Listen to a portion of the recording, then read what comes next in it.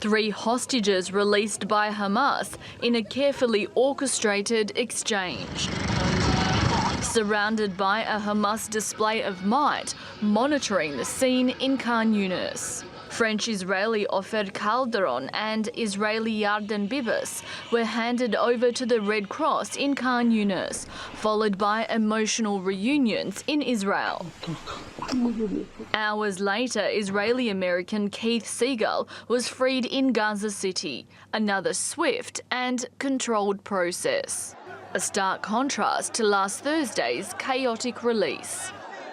In each release, Hamas has conveyed many messages, and more importantly is actually the number of the fighters shown today, and also in the organization which has been shown that they are in control in all levels. Since November 2023, 135 hostages have been exchanged for Palestinian prisoners. The first swap saw 105 hostages freed for 150 prisoners during a 7-day ceasefire.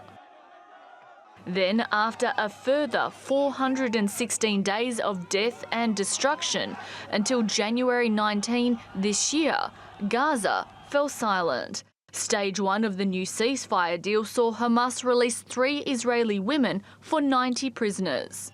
On January 26, 4 more hostages were handed over, Israeli female soldiers. And Palestinians welcomed loved ones released from Israeli prisons. Then, 4 days later, this. Scenes from Khan Yunis showed shouting and chaos. Fighters swarm around 2 Israelis and 5 Thai nationals. Prime Minister Benjamin Netanyahu labelled it shocking. And at one point, prisoner transfer buses were turned back briefly.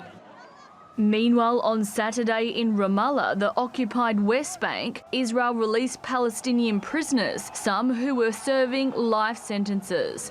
The huge crowd couldn't wait to embrace their arrivals. And now, after 9 months, the Rafah crossing into Egypt has opened, allowing 50 wounded and sick displaced Palestinians to leave for urgent medical care. And these are patients, we estimate half of them are related to the war, trauma injuries, think about amputees, many of them children. All signs that stage 1 of this fragile truce is still holding, building hope towards working on stage 2. Kristina Simich, TRT World.